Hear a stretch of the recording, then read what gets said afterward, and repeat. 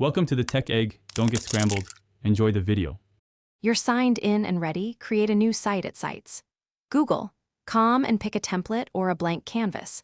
Start with a clear goal, one landing page or multiple sections. Once done, upload a logo and header image so your layout matches branding.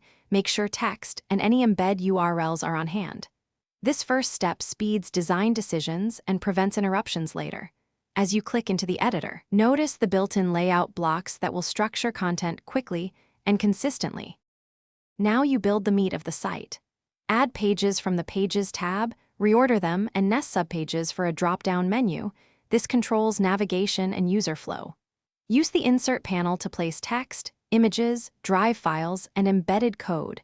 Drag blocks to adjust spacing.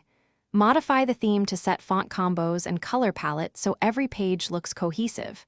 Once done, preview on mobile and desktop to ensure your header and responsive blocks behave as expected before moving to. When you publish, pick a concise site address and set who can view it.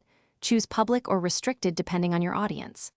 After publishing, test every link, form, and embedded item in preview and an incognito window so cached assets don't hide issues. If something breaks, clear your browser cache and confirm drive file sharing and embed origins are public or shared appropriately. Permissions are the usual culprit. Finally, update sitemap entries and republish fixes. Then double-check on mobile for final polish. Thanks for watching. Consider subscribing if I helped unscramble your problems.